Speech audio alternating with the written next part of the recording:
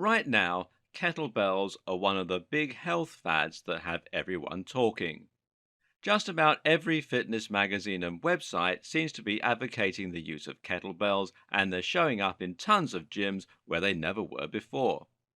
Is this just another health craze that will fade over time, or is there something more to it? The reality is that kettlebells are a small part of a much broader movement. A movement.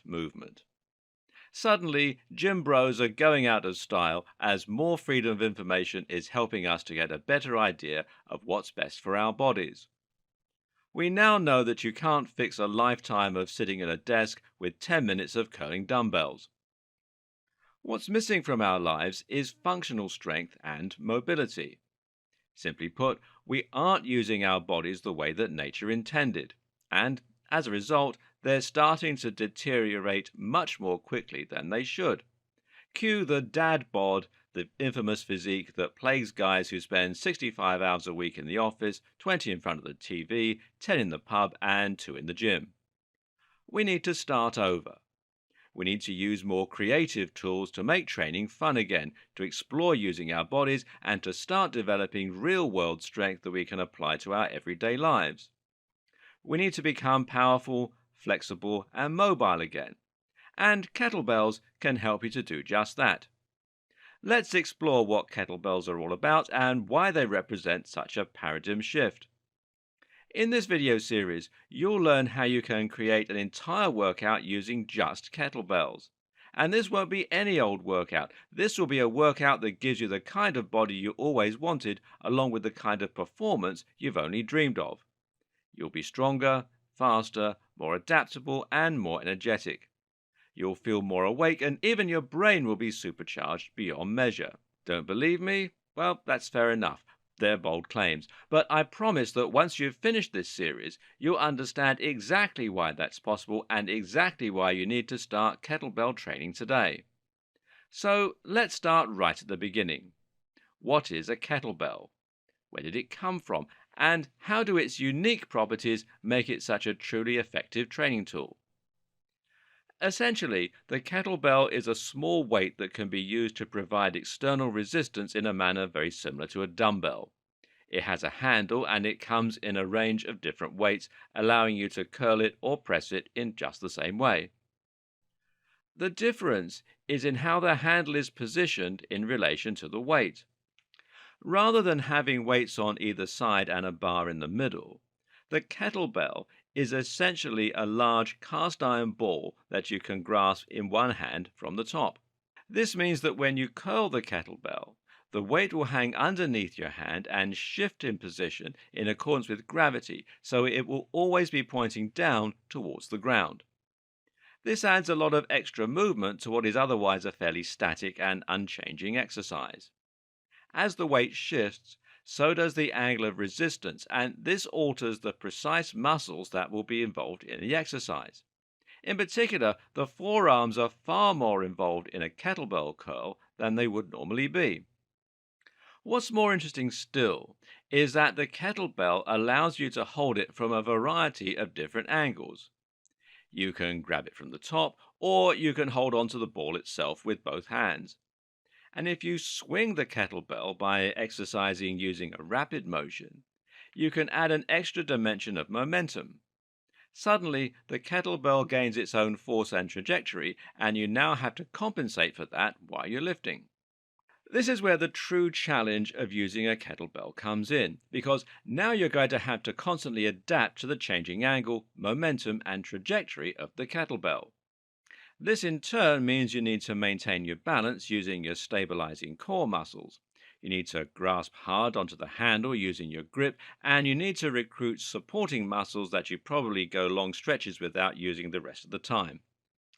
This is what's meant by functional strength, and it's what makes the kettlebell much more potent as a training tool than any other dumbbell or barbell ever were. But where did the kettlebell come from, and why is it only now making its way into gyms?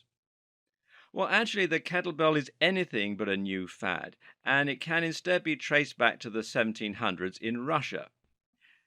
In Russia, kettlebells are known as gyria, and are traditionally made from cast iron or cast steel. There's even a sport in Russia dedicated to kettlebell training called Girevoy sport. Kettlebells even have their own unit of measurement, the pud, which is 16 kilograms. When kettlebells were initially invented, though, it was not for the purpose of strength training or for sport. Rather, they were designed for weighing crops and were used by farmers. What happened, though, is that those farmers found themselves becoming buff, which led to them displaying their feats of strength during festivals. This obviously got the attention of the burgeoning health and fitness industry, as well as the Soviet army, who introduced them as part of their physical training and conditioning programs in the early 20th century. Kettlebells would also become popular among old-time strongmen who would demonstrate their power and size in traveling circuses alongside many other tools that allowed them to display this ability. And then they just kind of faded away. Until the early 2000s, that is, when they started to make a comeback. So, what happened? Well, as mentioned, kettlebells became popular partly as a result of a greater understanding of functional fitness. As our understanding of health and fitness has progressed, so we have found new merit in old tools that allow us to use our bodies in a more dynamic and challenging way. A few pioneers helped to spearhead this movement. One was the now legendary Pavel Tsatsouline, who published the book Enter the Kettlebell, Strength Secret of the Soviet Supermen, and went on to appear on several high-profile blogs and podcasts.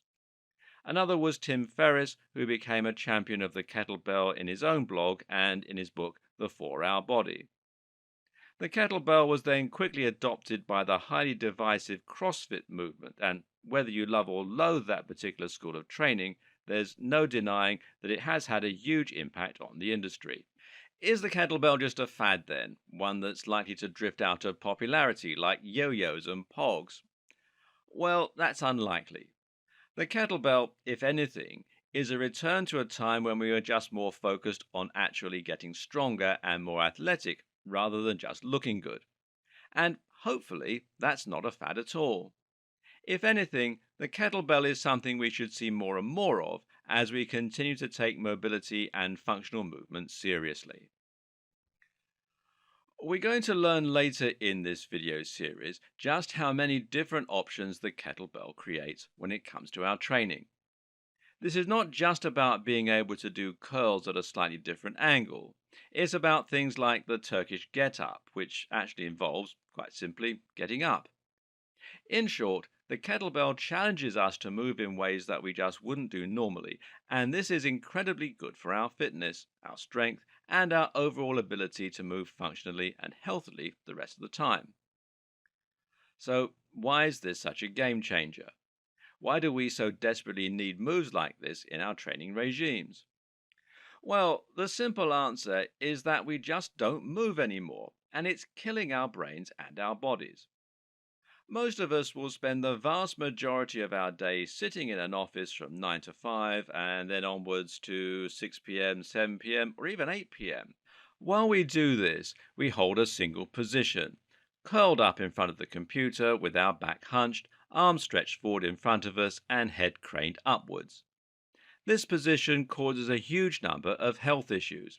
It shortens our pectoral muscles, causing them to become tighter and less mobile. It forces us to develop a permanent hunch, and it does even worse things to our legs. In the sitting position, your leg flexors, those are the leg muscles that pull your feet upwards towards your buttocks, will be shortened, meaning they become tighter and harder to straighten. Meanwhile, your leg flexors, which help your feet kick forward, will become lengthened and stretched, meaning that they lose their normal tautness and strength. This is enough to mean that your legs will now be exerting uneven force on your body and specifically on your pelvis. This will cause your pelvis to tilt forward slightly, creating what's called an anterior pelvic tilt, causing your butt to stick out in an unattractive manner and your overall height to lose a couple of inches. As you can imagine, this is far from functional and it robs you of a lot of movement. Simple things like bending over to touch your toes are an alien concept, and knee pain and lower back pain become incredibly likely. The way we sit at work even ruins our breathing. Specifically, our hunched position prevents us from breathing from our guts as we're supposed to, and instead forces us to take shallow breaths from our chest cavity alone. This shallow breathing increases our heart rate and the release of stress hormones like cortisol and norepinephrine.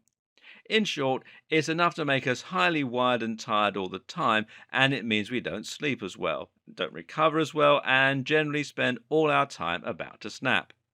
Sound familiar? We were never meant to sit. In the wild, we didn't have chairs, so instead we would squat around campfires. This is something that most people now cannot do.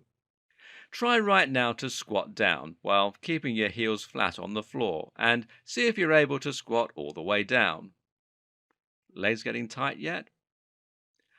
These are the basic fundamentals of human movement that most of us cannot perform, simply because we don't use our bodies enough the way that they're designed to be used.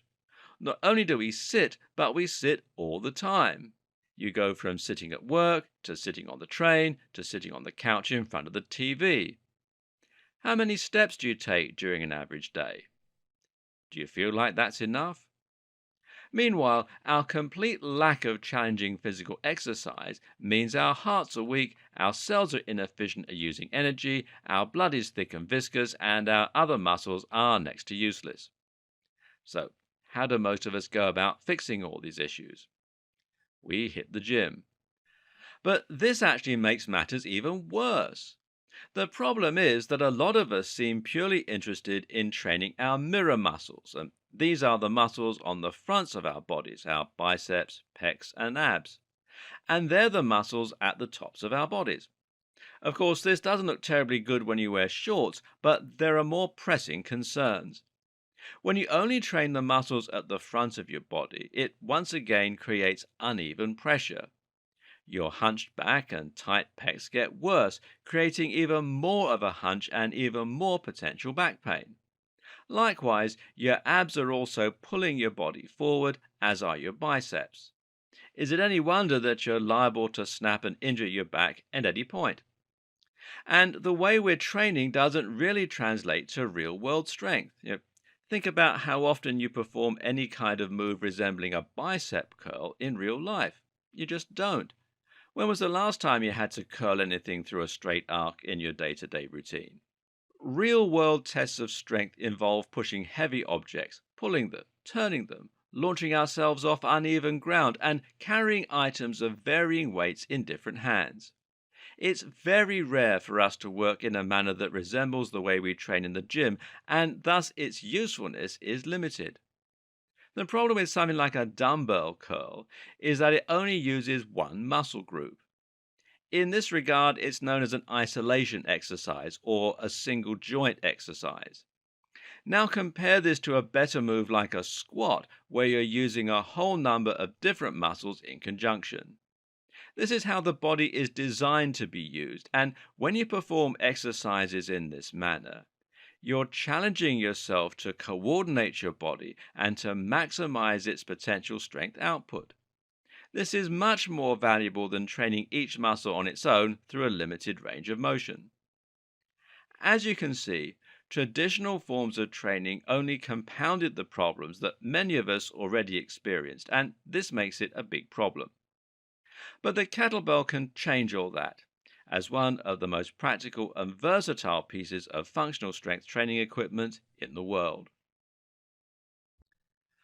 Before we go into detail discussing advanced kettlebell moves, let's first look at how you can add a kettlebell to your current routine. Right now, you probably train either in a home gym or in a gym with paid membership, or perhaps you're just setting up your gym for the first time. Either way, you can very quickly and simply improve the quality of your setup by adding a kettlebell or a few. Now, let's take a look at how to incorporate a kettlebell into your workout with basic exercises. If you're currently working out from a home gym, then you probably have a few dumbbells and you probably have a pull-up bar. Now, this is absolutely fine for training the vast majority of your body, but it does make it a little difficult to train your legs. Sure, you can use dumbbells to perform some squats and lunges, but it's awkward at the best of times. To train legs normally in the gym, you might use a barbell and a squat rack. You would then set the bar across your shoulders and squat down to the ground. This is a great exercise because it combines lots of muscles in unison and because it allows you to add more weight to your movements. Unfortunately, though, most of us don't have the space for a squat rack or the finances to afford a barbell, a squat rack, and several hundred kilograms worth of weight, so we're left with dumbbell lunges. But by simply introducing a kettlebell into your home routine, you open up a ton of new possibilities, and specifically when it comes to training the legs. One example is the goblet squat. This is a squat performed using any heavy weight that can be held in two hands. In this case, you grab the kettlebell and hold it against your chest and then perform the squat. If you have a kettlebell that's very heavy, and they can go above 50 kilograms, then this is actually quite a challenging move. Plus, the increased control you get over the weight, due to the better grip, means you can perform more elaborate moves. Likewise, you can also use the kettlebell for clean and press moves with either one or both hands. Here, you're squatting down to the weight, grabbing it off the floor, and then pressing it overhead. Later, we'll look at the kettlebell swing and how this move can be used to train the legs and core to give you the perfect buttocks. Here are some basic and easy moves you can perform with the kettlebell to target your legs. First off, there's goblet squats or front squats, and as mentioned, here you'll simply hold the weight in front of you and then perform regular squats. This moves the direction of the resistance forward slightly, challenging the muscles in the fronts of the legs more and ultimately making it a more difficult movement for those who are generally used to regular squats. This will train the legs, the core, and the back. Then there are deadlifts. Now, while the kettlebell is something of a hugely popular fad in fitness right now, so too is the deadlift. The deadlift has always been a popular move and is arguably a great one, but it has recently become overwhelmingly popular for all the reasons that the kettlebell itself has. Deadlifts are another exercise that are hard to perform without a barbell, but it is possible using a kettlebell. You just have to lie it on the floor in front of you, squat down, and then stand up holding it. Using correct form, of course, back straight and legs shoulders width apart. Then there's the straight-legged deadlift. This is a variation on the deadlift that is even more ideally suited to the kettlebell and that is particularly useful for strengthening the lower back muscles called the erector spinae. Here, you simply perform the same deadlift movement described earlier, except you will be keeping your legs straight. No prizes if you guessed that. Simply pivot at the waist, grab the kettlebell, and then clean lift it straight up. Then there's clean and press. Now, the one-armed clean and press is a particularly effective move when performed with a kettlebell. With it on the ground, simply squat down to grab it, and then stand up, curl it up to your shoulder, and then press it above your hand, and this should dangle from your hand as you do this. This movement is excellent because it trains almost the entire body, combining a curling movement, a squatting movement, and a pressing movement.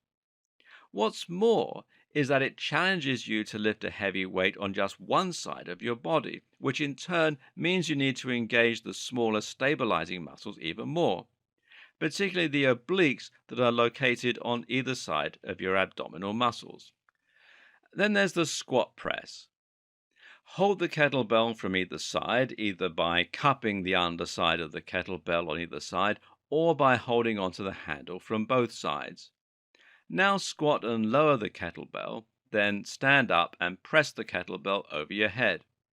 Essentially, you are combining a simple squat with a simple shoulder press, and this is a fantastic way to train the entire body.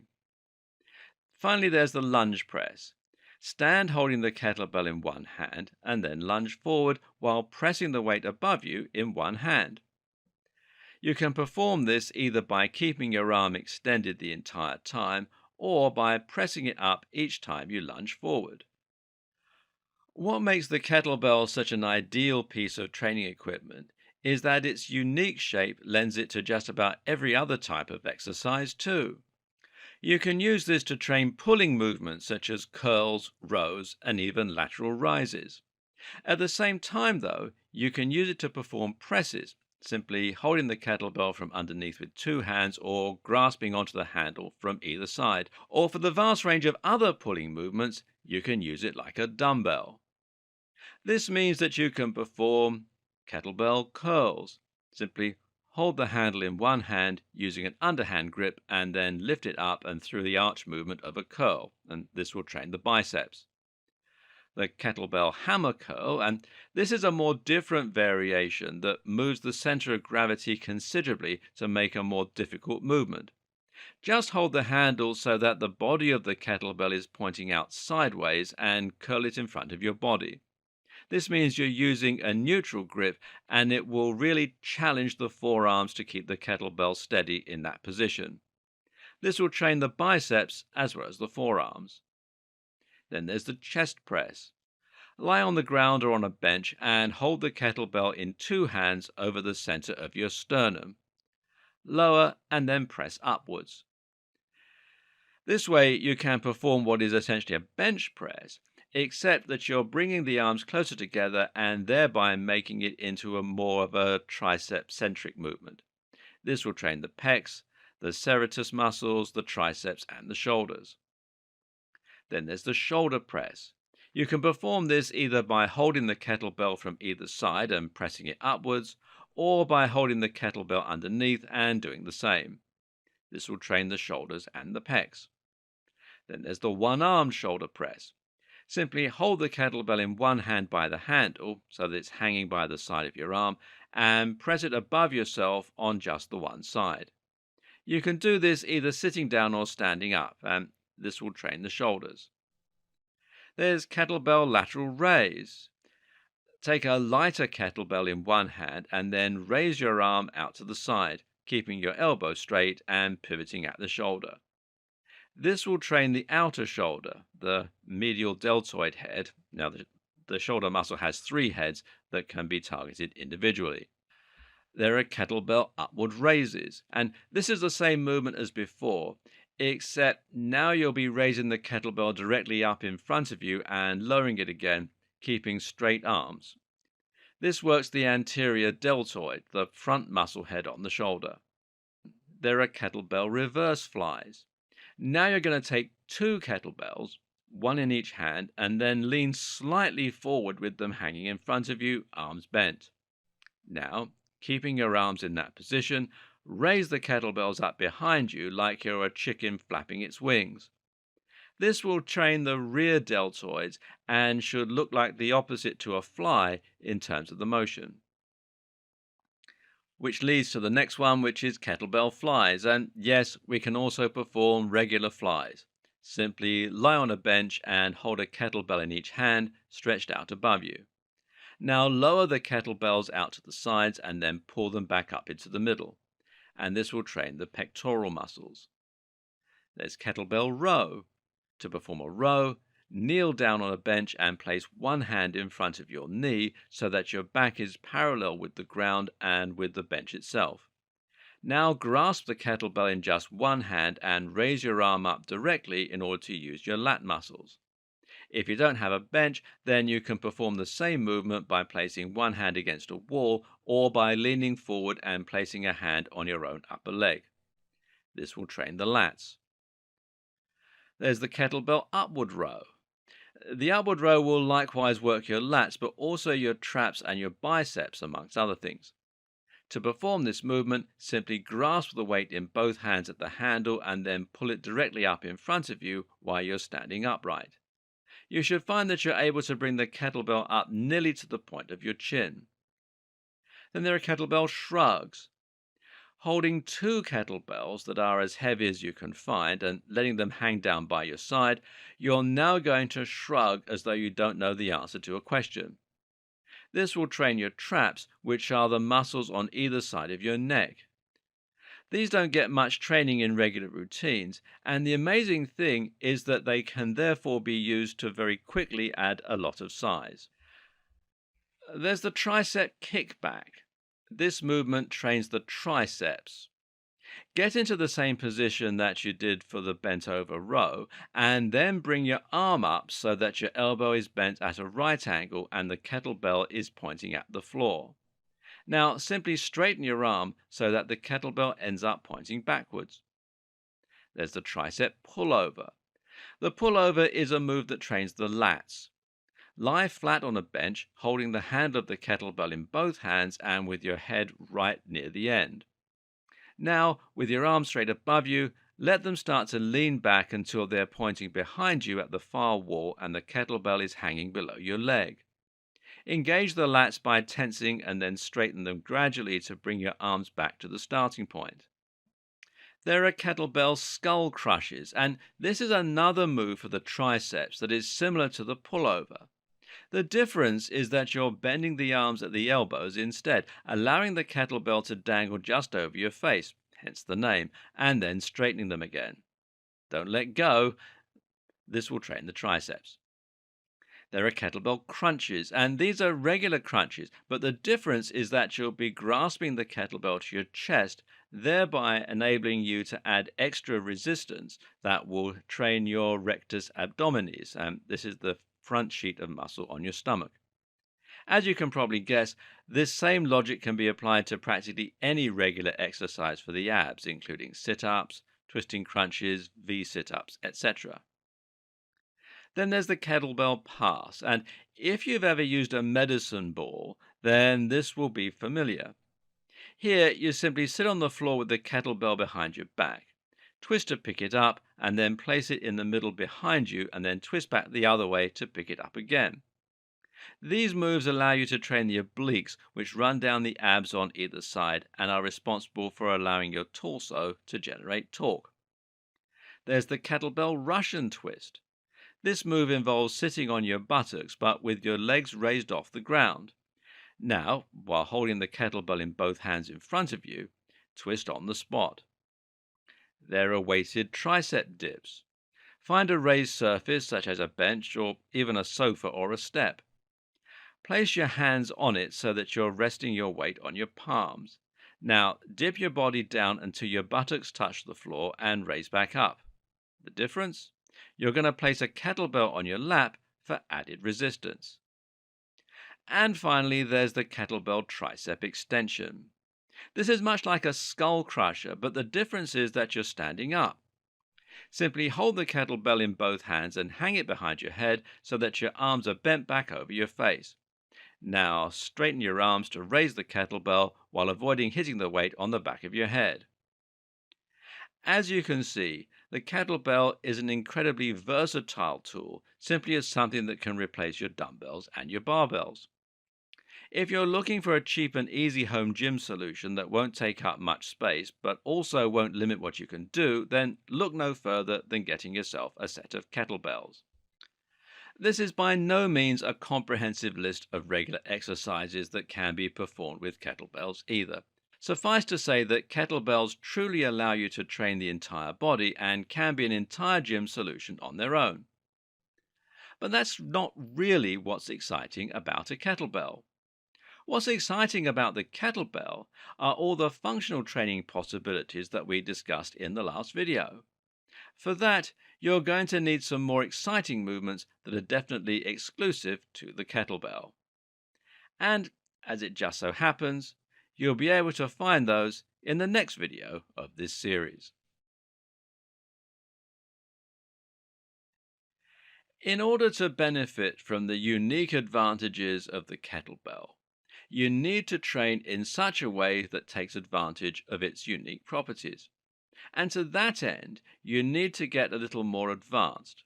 So let's take a look at how to do that with some of the more exciting moves. When you say the word kettlebell, it will almost be synonymous with the word swing as far as many people are concerned. That's because the kettlebell swing is a movement that has so many incredible benefits that it's become somewhat famous in its own right. We'll be discussing this move a lot more throughout this series, but for now, let's just learn how to use it. To perform this move, you're going to take the kettlebell and place it between your legs with your feet planted about shoulders width apart and feet pointing forward. Now, bend the knees slightly in order to pick up the weight off the ground and then stand with it hanging directly in front of you, held in both hands. Stand up fully straight before you begin. What you're now going to do is to bend the knees slightly and allow the kettlebell to hang between your legs. Now stand up by driving through the floor and only moving the knees slightly, but pop the hips forward as you do. You should be contracting the glutes, abdominals, and lats as you do this, and it should then force the kettlebell to swing up into the air in front of you. Your arms remain straight, and now your legs are almost straight, but the weight should be hanging at around chest level directly in front of you. Eventually, gravity will take over and the weight should begin to fall again. As this happens, allow your body to drop and let the kettlebell swing back through the legs behind you again. Then thrust forward and up again and repeat the process. By the end, you should now be thrusting the hips repeatedly in order to get the kettlebell to swing up in front of you. This should involve your legs a little, but it shouldn't actually involve too much knee movement. The back should also remain straight throughout the movement. Imagine that you have a yardstick pushed down your t-shirt along your back and you can't break it. This will build your posterior chain muscle, which are the ones used in jumping.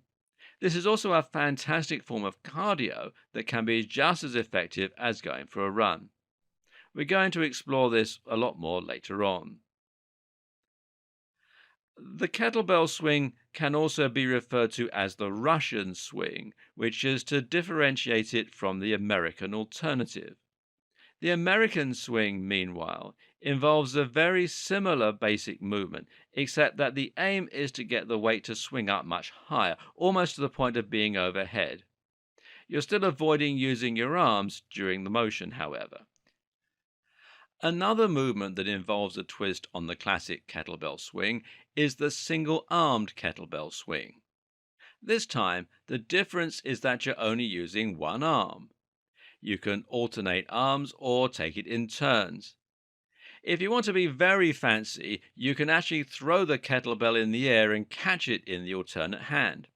Likewise, you can also perform a slight throw and catch when performing the regular kettlebell swing. This adds a little flair and makes it a little more fun.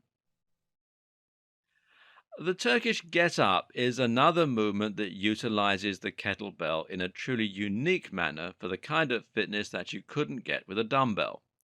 In this case, you'll be aiming to stand up while holding the kettlebell. This is easier than it sounds, as you'll learn.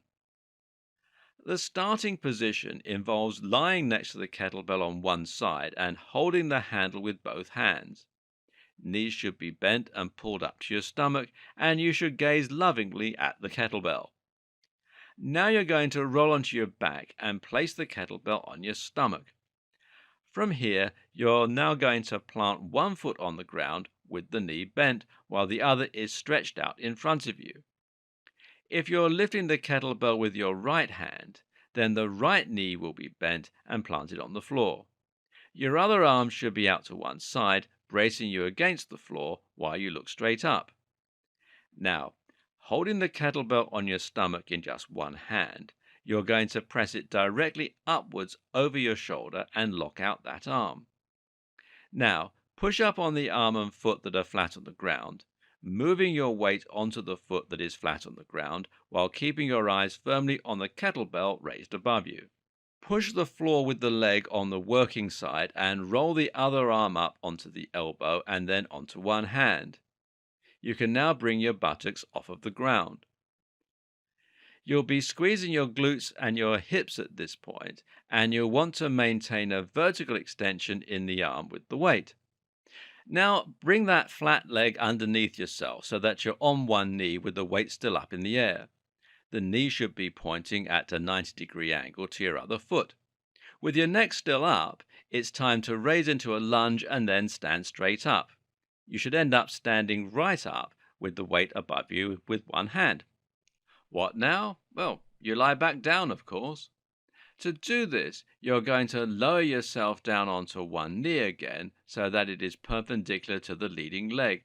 Then place one hand on the ground and use this to hold your weight while you bring the leg back out and lie flat. Roll down onto your elbow and then onto your shoulder. Grab the kettlebell with both hands if necessary and lower it down onto your chest or stomach. Place it onto the floor next to you and roll back to the starting position. Time to repeat the move on the other side.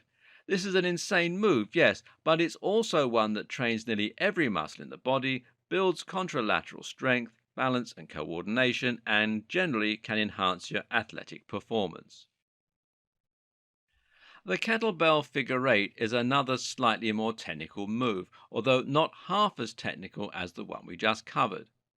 This time, the aim is to start with your legs just wider than hip width apart and then to get into a quarter squat position.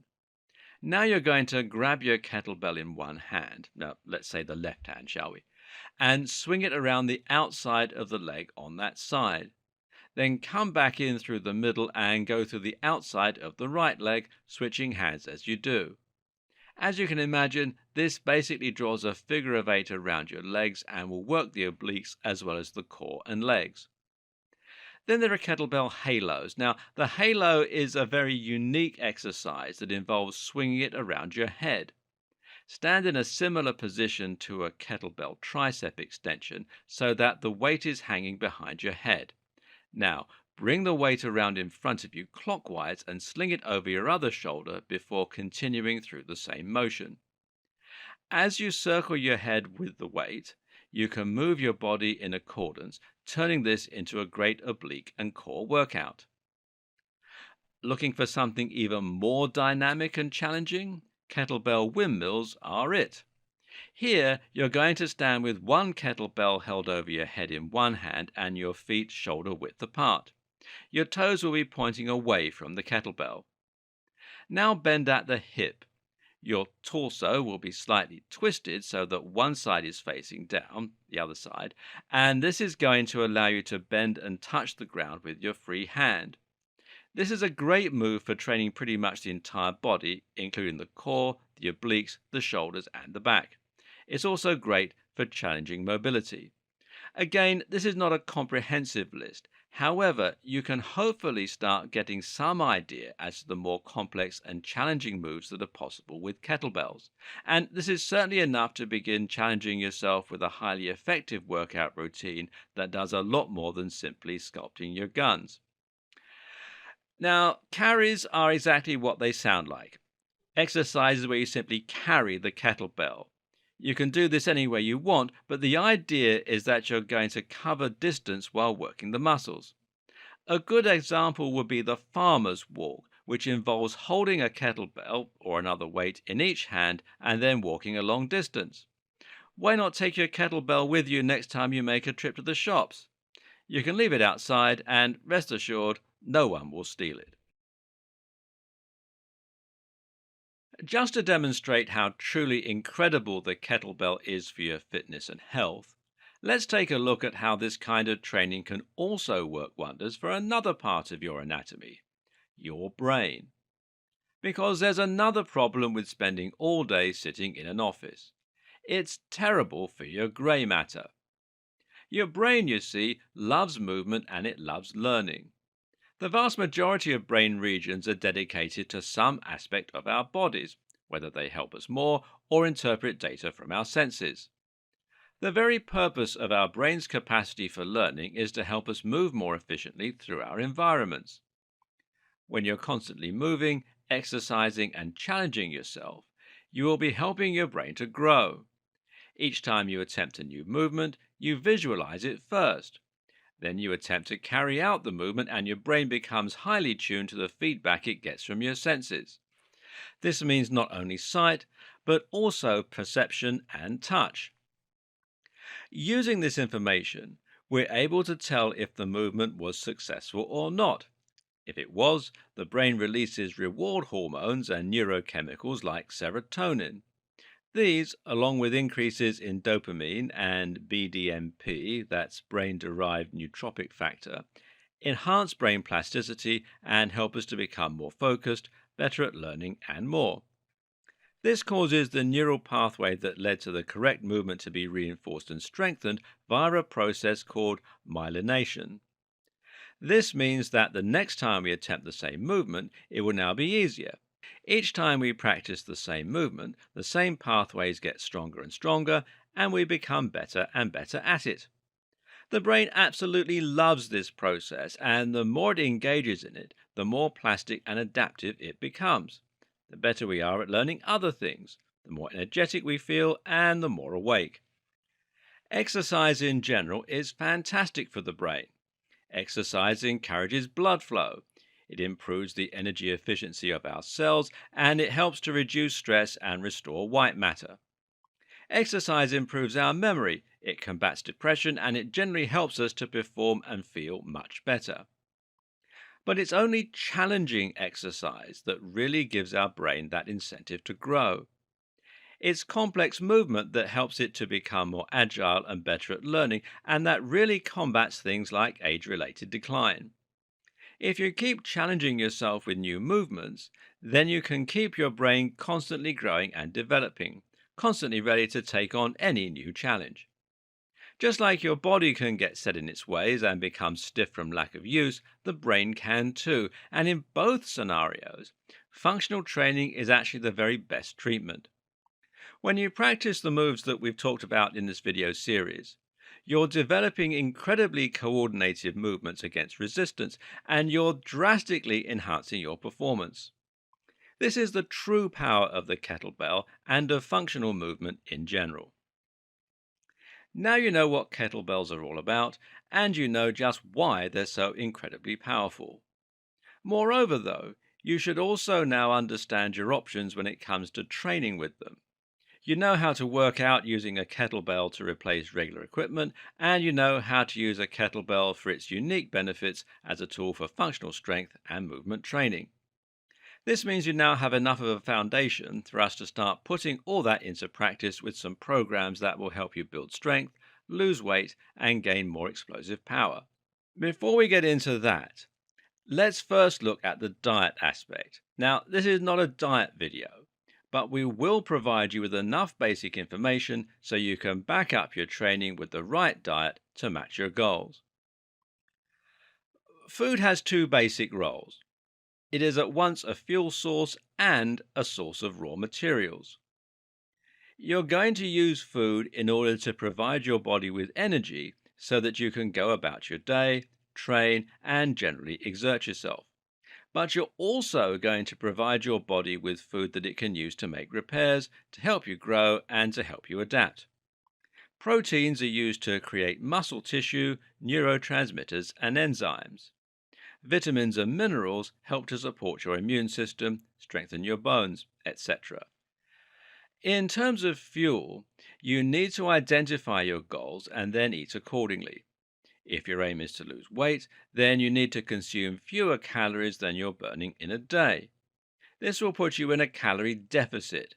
So in other words, if you can work out the number of calories you burn and then make sure that you're not giving your body enough, your body will need to turn to your fat stores in order to provide energy, and this will lead to you losing fat. However, this process can also lead to the breakdown of muscle. Muscle is highly energy demanding, and if you have low blood sugar, then your body will recognize this as a sign that you need to reduce the energy cost to your body. You'll thus release cortisol and myostatin, and this will lead to the muscles being burned along with the fat. If you want to gain weight, however, whether that's fat or muscle, you need to maintain a calorie surplus. This means you'll need to consume more calories than you burn, which in turn means that you'll have leftover energy at the end of the day. This will prevent your body from going into that catabolic state where it conserves energy and breaks down muscle.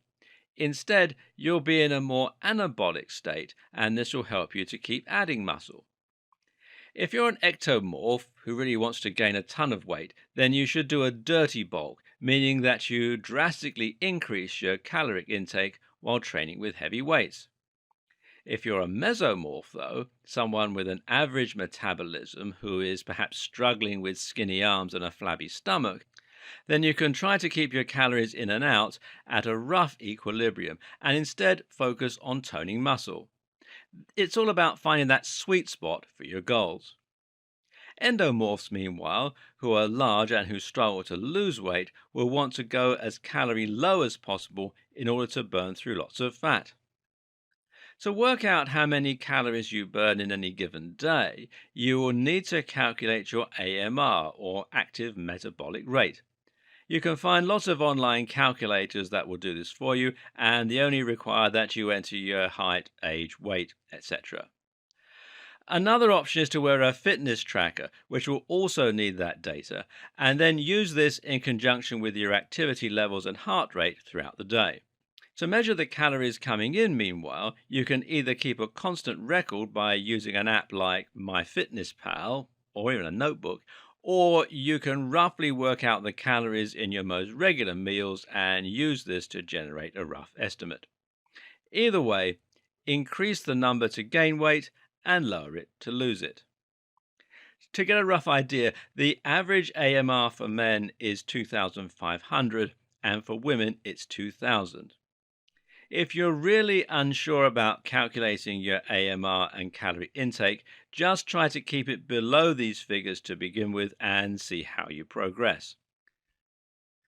As well as monitoring calories, you may also need to think about where your calories are coming from.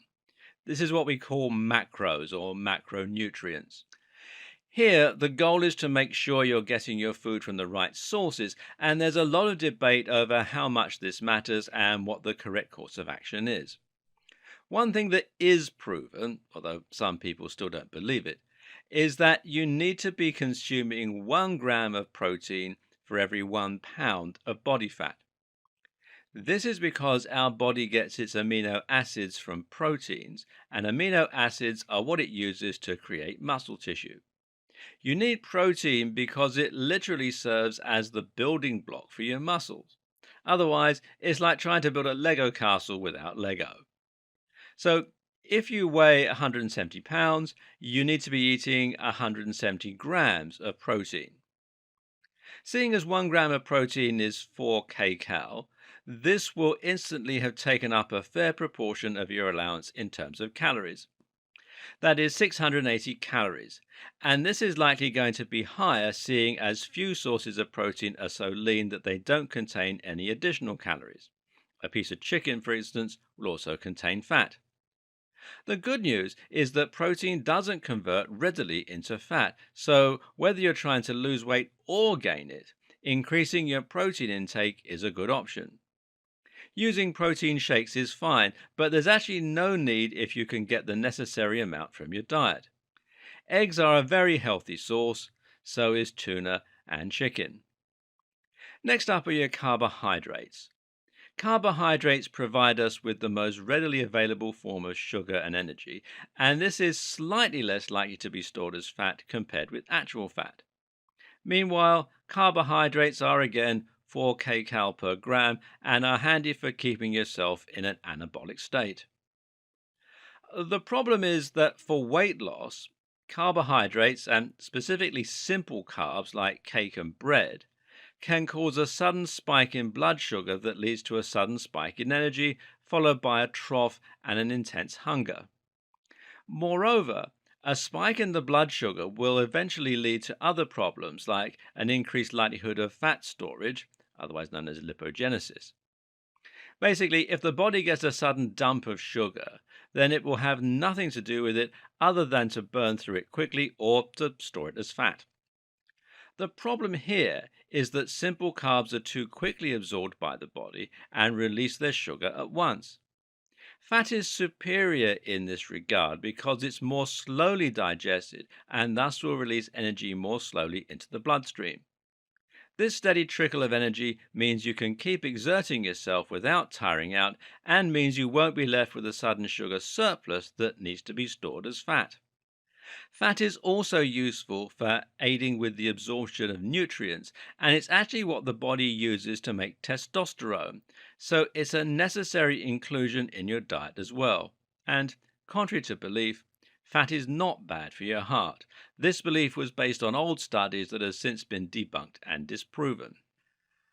The only problem with fat? It contains 9 calories per gram instead of 4, so you can afford to eat a lot less without breaking through your calorie goal.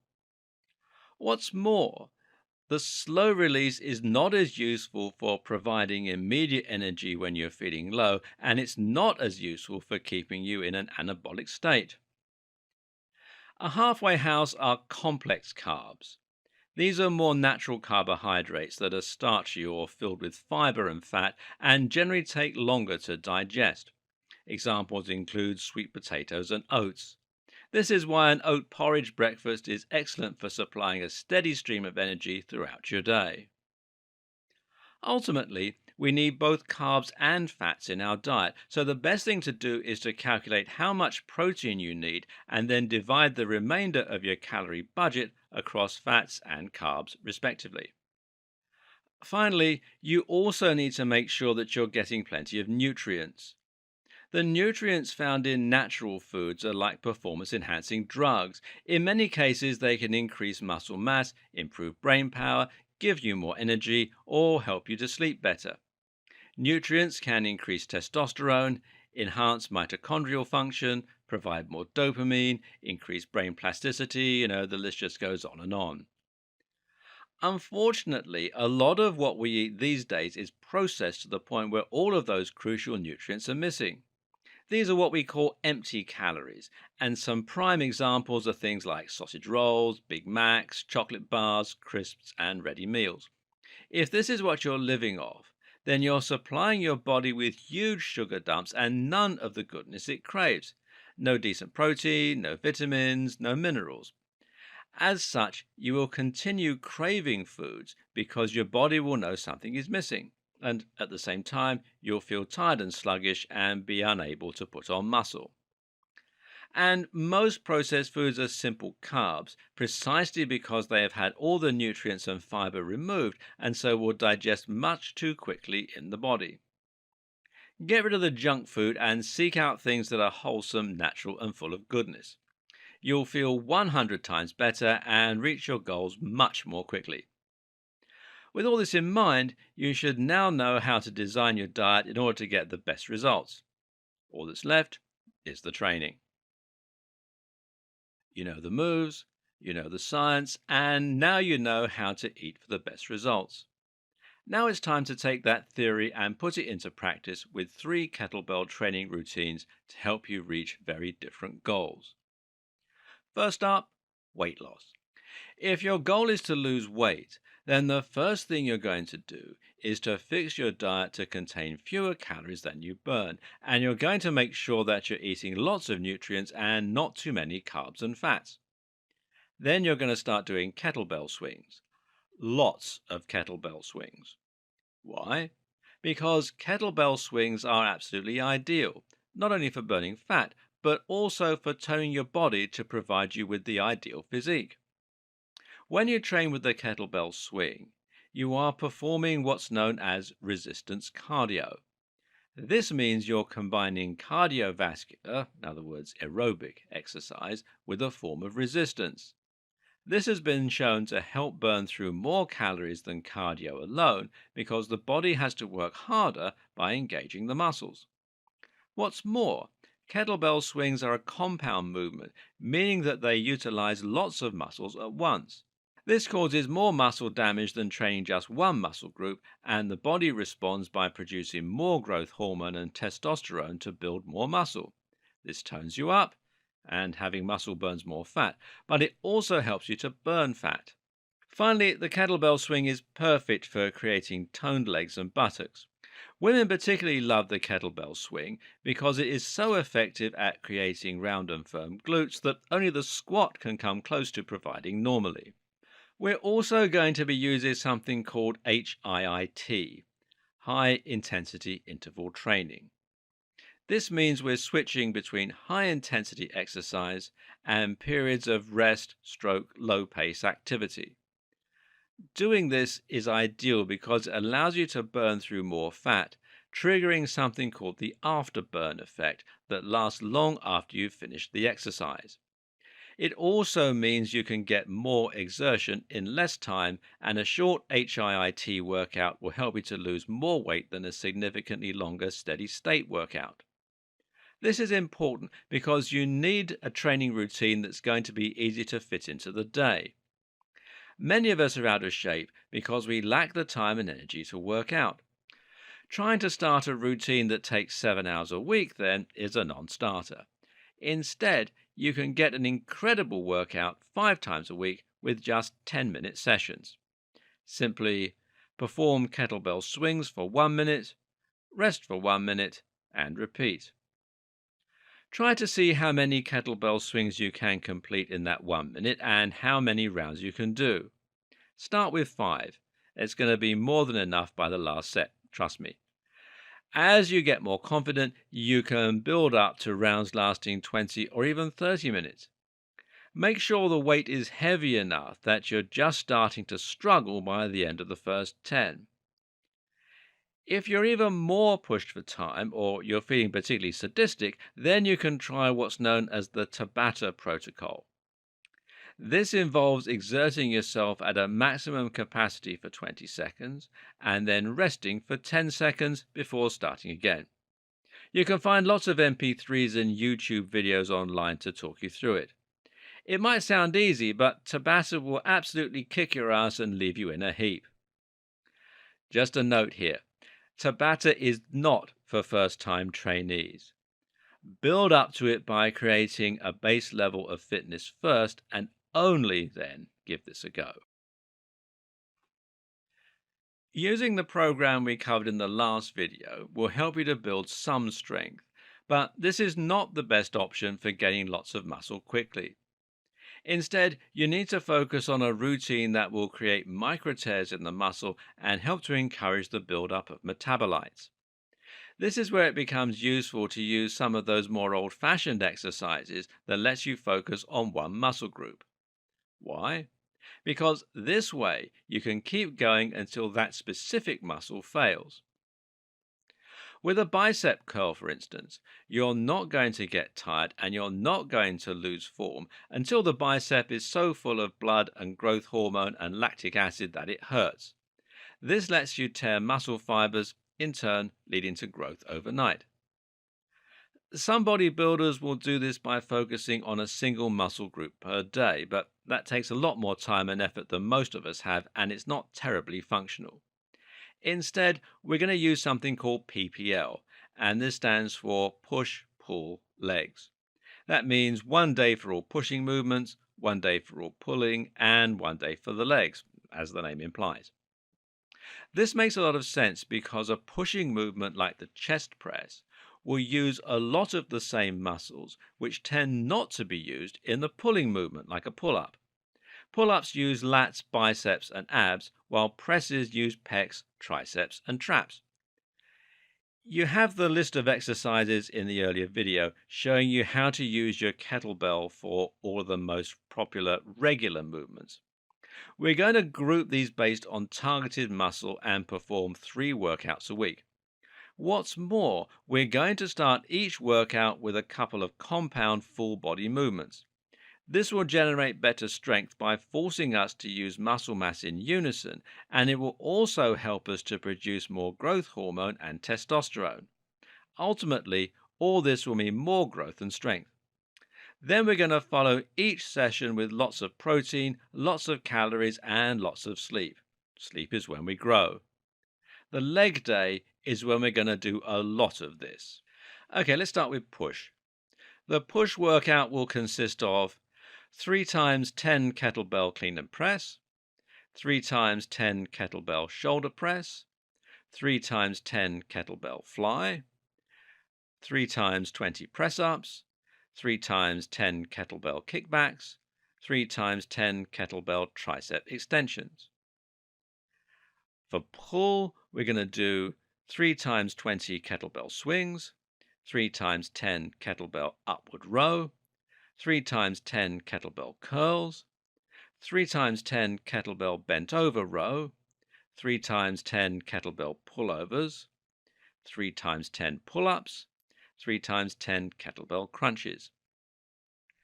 And finally, for the legs, we're going to do 3 sessions of 10 kettlebell clean and press, 3 times 10 kettlebell lunge press, 3 times 10 kettlebell deadlifts, 3 times 10 goblet squats, and 3 times 20 kettlebell swings. Finally, for those who want a bit of everything, a circuit routine will do the trick. This works like an HIIT workout because you're constantly moving with a 1 minute break at the end of each round, and because it's fast and easy to implement. We're going to be using the most compound and technical movements here, though, and a whole body routine, which means you'll build explosive performance and coordination while also toning and honing. The circuit is designed to alternate between upper body and legs, which will allow you to keep the heart working harder as it's forced to divert blood first upwards and then downward. Spend 30 seconds at each station with a 1 minute break between rounds. And you're going to do kettlebell clean and press, kettlebell lunge press, kettlebell overhead press, goblet squat, press ups, kettlebell swing, and then rest. Perform this routine 3 times for a quick workout or 5 times for an intense session. Use 4 times a week for best results. Now you know exactly how to make full use of a kettlebell and get the body you want from swings, squats, and presses. More importantly, though, you should understand the science behind it and recognize the importance of challenging your body with unexpected and complex movement. We spend far too long sitting and we don't challenge ourselves enough. If you allow this to continue, your body will become weak and atrophied and you'll be inviting injury. So keep challenging it with real movement and with functional training exercises. The kettlebell is just one way to do this that is particularly effective and convenient. But once you get a handle on this, no pun intended, why not branch out with some other forms of functional strength? Yep. How about some hand balancing? You'll be amazed at what your body can do once you start using it again. And I wish you every success.